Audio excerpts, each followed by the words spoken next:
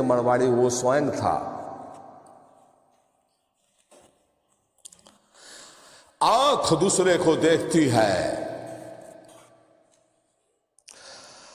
हाथ दूसरे को छूते हैं, मन दूसरे के बारे में सोचता है, और तुम सदा अंधेरे में खड़े रह जाते हो। तुम्हारी हालत वही है जो दिया तले अंधेरे की। दिए की रोशनी सब पर पड़ती है, सिर्फ तुम्हें छोड़ देती है। इसलिए तुम भटकते हो, सब दिशाओं में यात्रा करते हो, और एक अपरिचित रह जाता है, वो तुम हो। ये पहला सूत्र है चैतन्य आत्मा।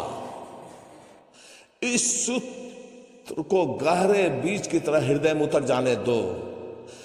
व्यर्थ है सारे जगत की यात्रा यदि तुम अपने से अपरिचित रह गए।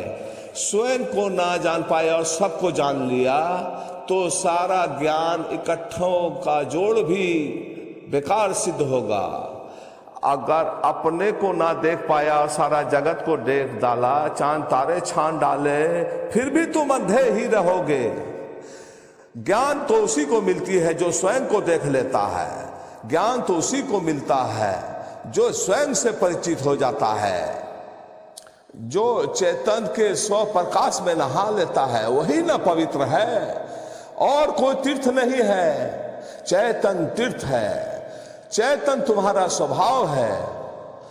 उसे तुम क्षण भर के भी पार नहीं गए हो, लेकिन दिया तले अंधेरा है।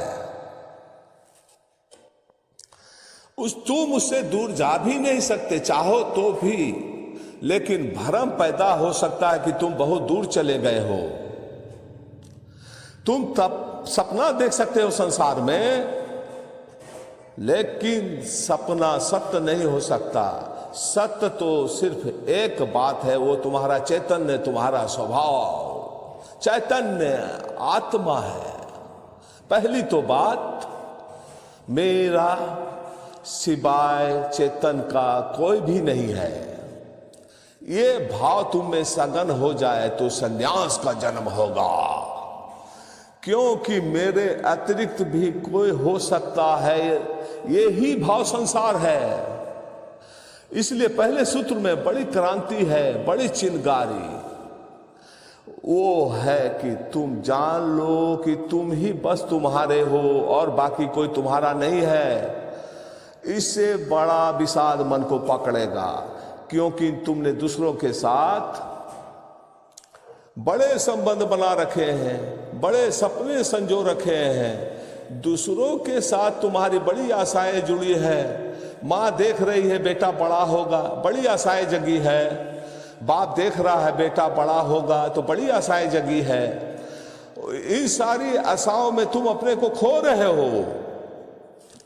यही तुम्हारे पिता भी इन आशाओं को कर करके समाप्त हुए तुम्हारे लिए, तुमसे कुछ ना मिला।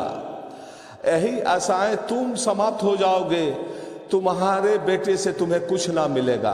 और तुम्हारे बेटा भी यही मूर्ता जारी रखेगा और वो अपने बेटों से आशा करेगा। नहीं, अपनी तरफ देखो, ना पीछे ना आगे, कोई भी तुम्हारा नहीं है। कोई बेटा तुम्हें नहीं भर सकेगा। कोई संबंध तुम्हारी आत्मा नहीं बन सकती। तुम्हारे अतिरिक्त तुम्हारा कोई मित्र नहीं। लेकिन तब बड़ा डर लगता है कि तुम अकेले हो गए।